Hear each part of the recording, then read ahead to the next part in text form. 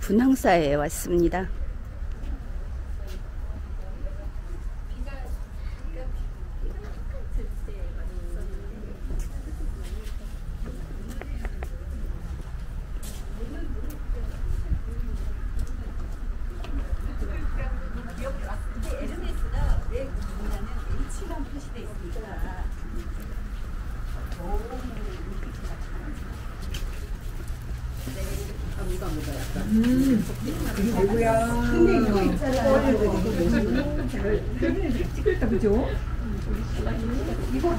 여기는 드론이나 반려동물, 자전거 이런 거 안 된다고 합니다. 아, 이 분황사 들어서자마자 바로 이 모전석탑이 있습니다. 굉장히 가까운 거리에 모전석탑이 있습니다. 누구나 한 번씩 와봤던 곳이 아닌가. 특히 수학여행 때 같은 경우에 다들 한 번씩 오지 않았습니까? 이 모전석탑. 분황사 모전석탑 국보입니다.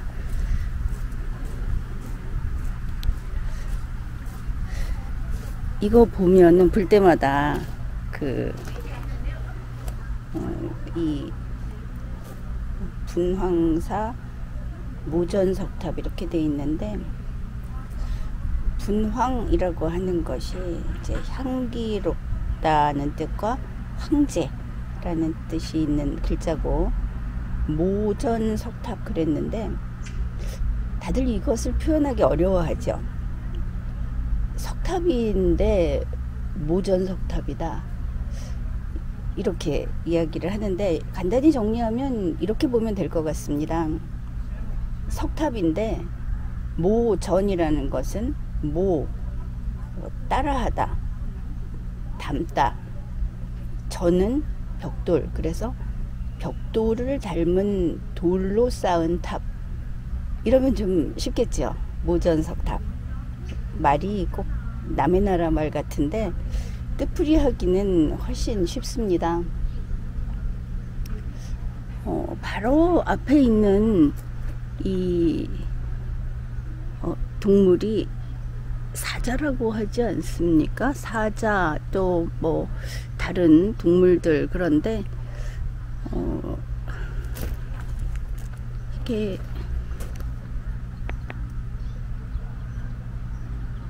세월이 많이 흐르다 보니까 거의 형태를 알아보기가 어렵습니다.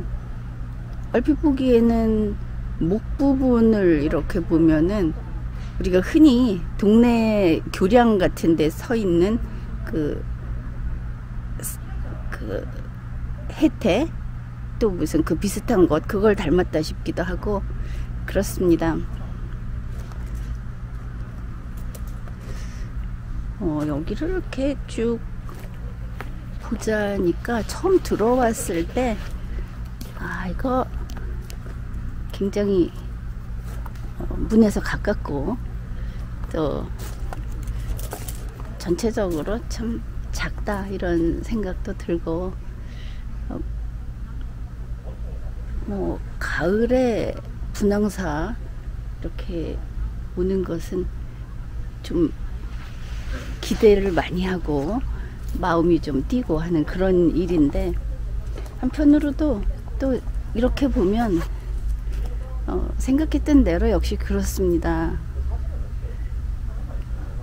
세월이 이렇게 많이 흐르니까 벽돌 같은 것, 벽돌은 저희 다 돌로 깎았다고 하죠. 벽돌인데 그 흙을 구워서 만든 것이 아니고, 벽돌은 모양이 거의 그대로 있습니다. 단순하고 별게 없으니까. 그런데 조각상은 많이 마모돼서 알아보기가 어렵다. 그렇죠. 지금 여기 문 앞에 그 작은 공간이 있는 요거를 무슨 작은 방같이 만든 것이죠. 근데 그 앞에 이런 조각상이 있는데, 형체를 알아볼 수 없으니까 아무래도 뭐 전문적으로 보는 사람들이 설명을 해주고 그래도 내 눈으로 보고 내가 이해할 수 없으니까 그렇게 좀 마음에 와닿지 않는다고 할까, 아니면은 또 좀 관심이 옅어진다고 할까, 뭐 그런 면이 있습니다. 한 바퀴 둘러 보겠습니다. 지금 앞에는 그 성당처럼 촛불 켜는 것을 이렇게 팔고 이제 사서 여기다 불을 밝힐 수 있게 이렇게 돼 있고, 요 네 모서리에 돌로 깎은 그 동물들이 있는데 봐도 잘 모르겠습니다. 자, 이게 신라시대 때 7세기 전반기에 만든 그런 분황사 모전석 탑, 이렇게 보면 되겠죠. 이름은 어쨌든 뭐 가을 분위기는 아주 물씬 풍깁니다. 이게 어떤 동물이다, 이게 언제 만들었다, 뭐 누가 만들었다 하니까 그런가 보다 하지, 그냥 봐서는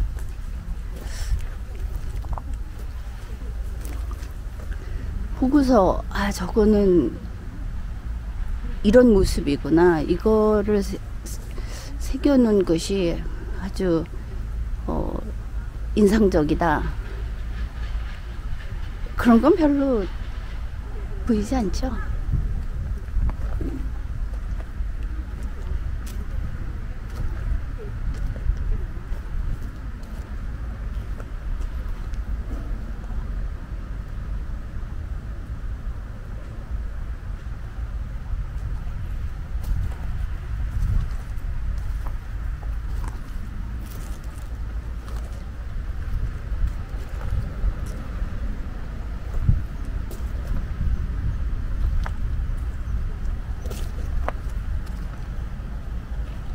얘는 아예 얼굴이 반쪽이 떨어져 나갔는데,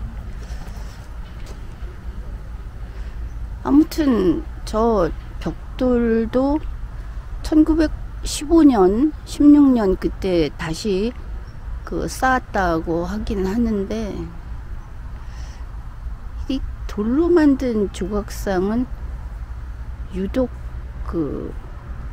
부식이 많이 됐구나, 그런 생각이 듭니다. 이유라도 있는 것인지, 저 벽돌, 돌로 만든 벽돌이 뭐 돌이 특별히 단단한 그런 종류여서 그럴 수도 있겠습니다.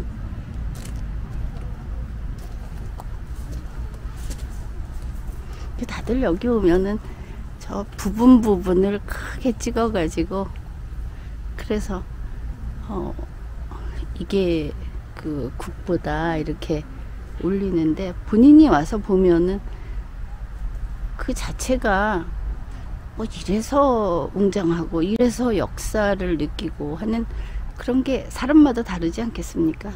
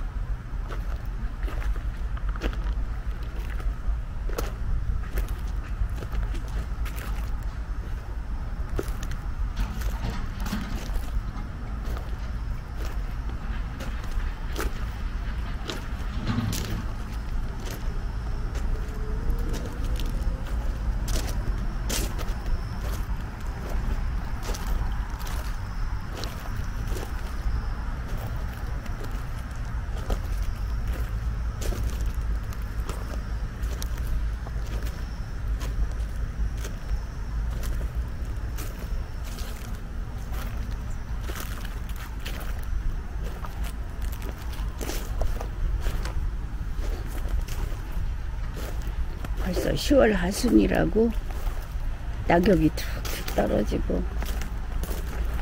어쨌든 이쪽은 보니까 이 분황사의 작업 공간 같습니다. 이름 쓰고 돈 내고 이름 쓸 그 용도의 그 기와도 쌓여 있고, 또 물건 넣어두는 창고 같은 것도 있고.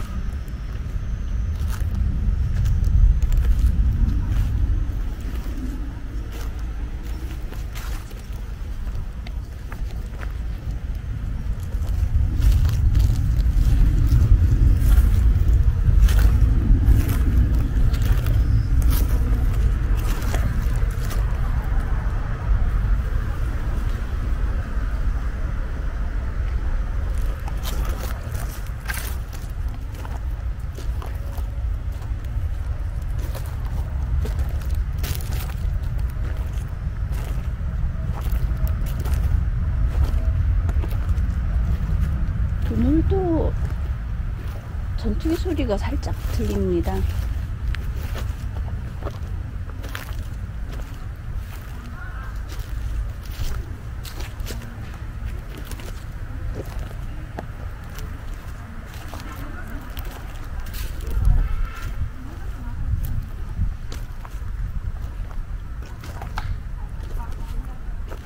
여기 왔으니까 종각도 한번 가보겠습니다.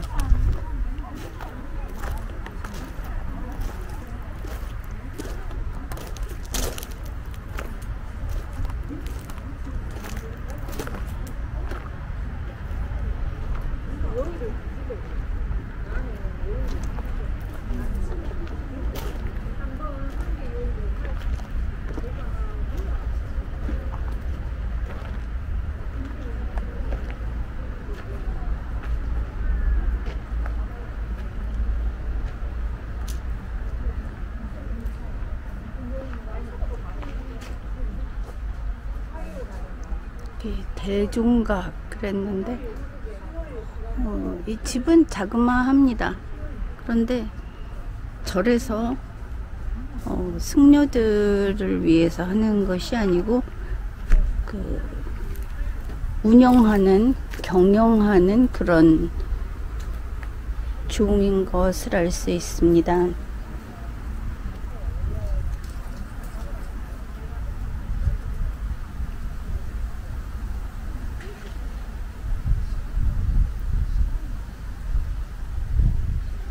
아마도 종 자체가 특별한 것은 아닌 듯 합니다.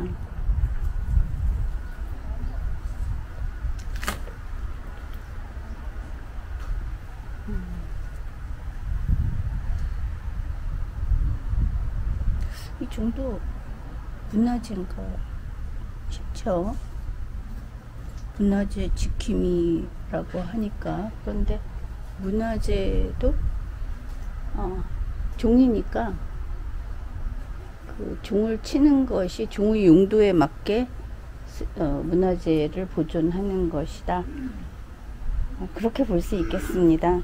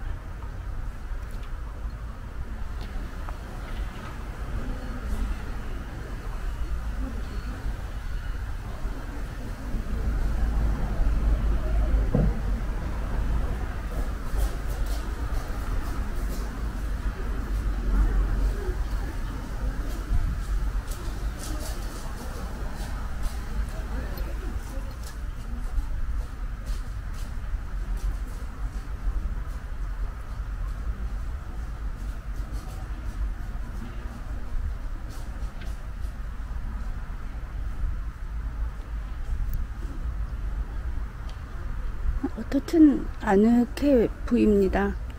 이곳에서 보이는 저 분황사 석탑, 모전 석탑, 그리고 얼굴이 닳아서 없어진, 또 어쨌든 표정을 알아보기는 어려운 동물들, 문을 지키고 있는 저런 그 부조, 뭐 이런 것이 그냥 보기에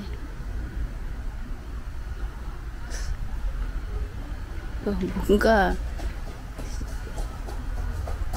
21세기 지금의 시간에 한쪽 구석에 조용히 와서 이렇게 내려놓은 저 분황사 탑이 보기에 꼭 그 찬압 같지 않습니까? 도시락 담는 찬압, 3단 찬압, 이렇게 좀 그렇게 보입니다. 저 부조들, 우리 사면 조각이 아니고 앞부분이 돌출된 조각을 부조라고 하지 않습니까?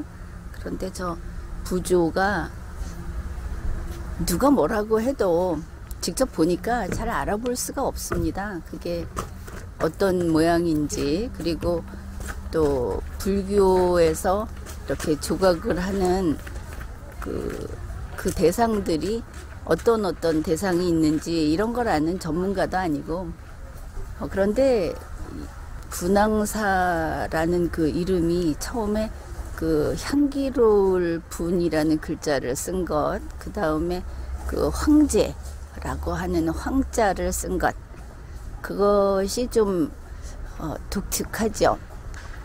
그래서 이게 그 분황이라고 하는 것은 여자인 당시의 군주, 선덕 여왕을 가리키는 것이다. 그래서 이 분황사는 저 앞에 있는 매점에서 지금 그 통에 다 쓴 물을 가지고 와서 바닥에다가 그냥 끼얹어 버렸습니다. 저기다 그냥 보아하니 바닥에 물을 뿌리고자 한 게 아니고 물을 버리고자 한 것으로 보여서 대단한 매점이구나 싶습니다. 자, 아무튼 이 분황사가 여왕의 절이다, 그렇게들 풀이를 하고 있죠. 신라 선덕여왕의 절이다, 여자니까 향기로울 분을 썼다 해서 이 분자에 집중을 하는 그런 분위기인데, 나는 오히려 분자보다는 황자가 더 눈에 들어왔습니다. 그 황자라는 것이 왜 필요했는가? 이것도 분명한, 워낙 옛날 일 아닙니까? 634년 이러면. 그런데 이제 기록이라고 하는 것이 삼국 유사 기록, 이런 것들이 남아 있는데, 역사 기록들을 이것저것 좀 찾아보니까 이런 대목이 나옵니다. 당태종이 선덕여왕이 여자 군주라는 것을 얕봐서, 그래서 여러 가지 트집을 잡았다고 하지 않습니까? 꽃씨를 보내면서 당신은 향기가 없기 때문에 벌나비가 찾아들지 않을 거다 하는 이런 것이라든지, 이제 뭐 여러 가지로 서로 다른 나라고, 또 어떻게 보면 다른 나라라는 것은 항상 힘을 겨루고 있는 나라라고 볼 수 있습니다.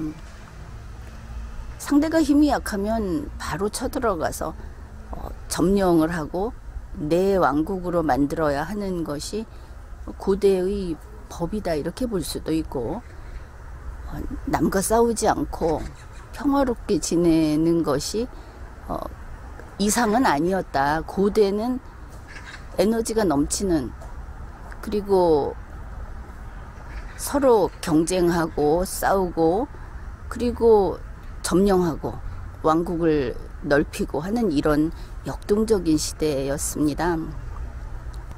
그러니까 당태종과 선덕여왕은 서로 여차하면 대적할 수 있는 관계였지 않겠습니까? 상황에 따라 협조할 때도 있지만, 그래서 당태종이 그런 식으로 말하자면 글로써 좀 공격을 해왔을 때 여기를 분황사라고 이름을 지었다고 하는 겁니다. 선덕여왕이 이 절을 분황사, 황자를 써서 여자 황제의 절이라고 지었다. 그런데 역사서에서 이것을 선덕여왕이 이 절을 분황사라고 명명함으로써 당태종에게 대적했다, 이런 표현이 있습니다. 이거 참 호쾌한 이야기 아닙니까? 당연하면서도 우리는 우리보다 먼저 이 한반도에서 살았던, 특히 1500년 전에 왕국을 이끌고 있었던 선덕여왕, 그런 과거의 기록을 이야기하면서도 매번 신라는 백제보다 솜씨가 없었을 거다. 이 한반도에 있던 여러 왕국들은 중국보다 모든 면에서 뒤졌을 거다. 감히 중국만 하지는 못했을 거다. 이런 이야기를 자연스럽게 합니다.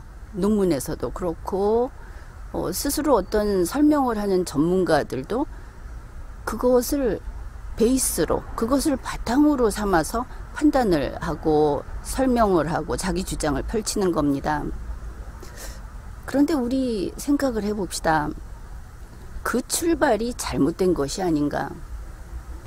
과거 언젠가 우리 선대들이 진취적인 기상을 과거 어느 시기엔가 그게 꺾이고 그걸 잃어가고 그러면서 오늘의 우리가 된 것이 아닌가.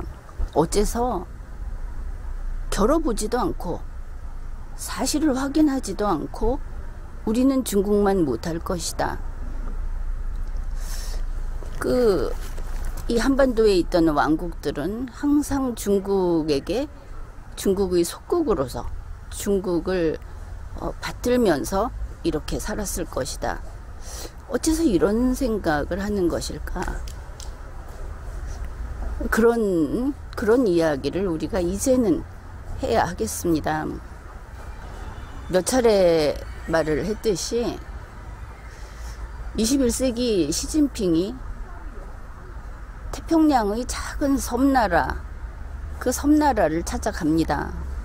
가서 극진히 예우를 하면서 자기들과 우호적인 외교관계를 맺으려고 하는, 그렇게 몸소 그런 것을 실행을 했습니다. 그 작은 나라는 지금 대다수 전문가들이 이야기하듯이 중국이 한번 움직이면 한반도에 있는 왕국들은 아주 쉽게 쓸어버릴 수 있을 것이다 하는 그런 지레짐작으로 우리 선대들은, 이 한반도에 살던 사람들은 언제나 중국보다 못했다. 그건 당연하다. 객관적으로 인정하자. 이런 식의 말을 하는 사람들이 입이 딱 벌어질 일 아닙니까? 21세기에도 자주국이라는 독립국가라고 하는 것은 그게 아무리 작은 학교 운동장만한 소국이라 할지라도 함부로 하지 못하는 겁니다. 그게 주권입니다. 과거에 주권이라는 개념은 왕권이라는 개념으로 존재했고, 그때는 군주주권, 황제주권으로 그것이 있었습니다. 그런데 어째서 당연히 한반도에 있는 왕국들은 중국보다는 순위가 낮은 그런 왕국들이라고 이야기를 하는가? 분황사를 보면서, 그리고 첨성대를 보면서 선덕여왕 때 이 신라라고 하는 왕국은 그 당시 당나라하고 나란히 그 땅덩이의 크고 작음에 상관없이 자신들이 앞장선 기술과 자기들만의 고유 문화와 그리고 정치적으로 독자적인 길을 가는 그런 국가였다. 그런 생각이 점점 굳어집니다. 우리 개인에게 있어서 자존심을 지키면서 살아가야 하듯이 국가의 경우에도 그렇게 자주국으로서 국가를 운용하는 것은 너무나 당연한 겁니다. 그런데 20세기, 21세기 우리 현대인들은 과거의 국가들은 큰 나라와 작은 나라가 줄 서 있고 그것이 지배복종관계였다. 사실상 그랬다. 오늘날 돈 많은 나라와 군대가 강한 나라와 그렇지 못한 나라는 그렇게 줄을 서 있다. 사실상 그렇지 아니한가 이런 이야기를 하는데 그것은 그렇지 않습니다. 전혀 잘못 알고 있는 것이죠. 분황사라는 이름을 선덕여왕이 당태종에게 맞서듯이 이름을 지었다라고 하는 그 역사 서술이 꼭 그것이 옳다고 할 것은 아니다. 그렇게 보더라도 일단 여기에 황제라는 황자가 붙어서 1500년을 내려오지 않았습니까? 그렇다면 어떤 곳에서는 선덕여주, 주인주자를 써서 어떤 곳에서는 선덕왕, 여기서 유의할 것은 선덕왕이라는 남자 왕은 훨씬 후대에 따로 있었습니다. 그런데 바로 선덕여왕의 시대에 그를 선덕왕이라고 지칭한 기록이 있다 하는 것이죠. 그리고 선덕여왕 자신은 스스로 황자를 붙여서 썼다. 황제라는 뜻이 되겠습니다. 황제라는 것은 다른 게 아니고 황제의 나라 밑에 있는 왕이 아니다. 독자적인 왕국이다 하는 뜻입니다. 바로 그렇기 때문에 천문을 스스로 신라 고유의 천문을 가지고 올 수 있었던 것이 아닌가. 바로 이 분황사라고 하는 이 명칭에서 또 첨성대, 그 첨성대에서 이야기 많이 했죠. 그 천문이 어떤 뜻인지, 이 동아시아에서는 그 제왕권을 하늘이 내린 것이다. 하늘과 직접 소통하는 그런 선덕여왕이다. 그런 왕국이다. 이런 뜻이다. 그런 이야기를 했는데 벌써 이 두 곳에서 우리는 황제라는 황자를 확인하게 됩니다. 첨성대라는 천문을 읽고 하늘과 소통하는 것은 황제만이 할 수 있는 권능입니다. 거기에 대해서는 또 정말 그렇다 하는 자료들도 많이 있습니다. 그러니 사자의 얼굴을 알아볼 수 없고 이 분황사 모전 석탑이 7층이었는지 9층이었는지 알 수도 없고 또 저것이 7층이나 9층으로 추정을 해서 그림을 그려놓으면 마치 중국 관광지에 있는 고층 건물처럼 보이고 그런다고 해서 이게 중국풍이구나 이렇게 생각할 수도 있는데 그게 신라였다 하는 것입니다. 1500년 전 이 땅에는 독립국이 있었다. 그리고 바로 분황사 할 때 황자가 제왕, 황제 이것을 표현하는 독립국임을 표현하는 그런 어휘다. 그런 글자다. 이런 겁니다.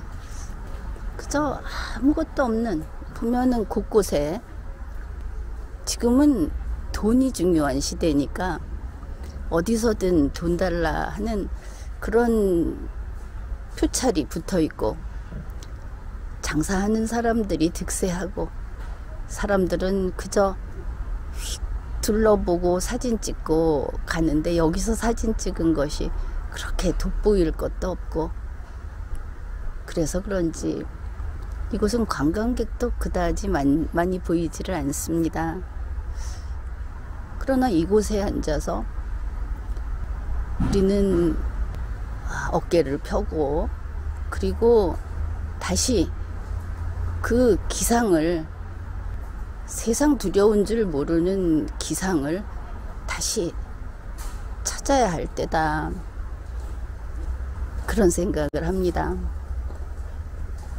당당해지고 우리가 살고 있는 이 시대의 주인으로서, 이 땅의 주인으로서 곧고 바르게 살아가는 것이 우리의 역사적 소명이다, 그런 것이죠.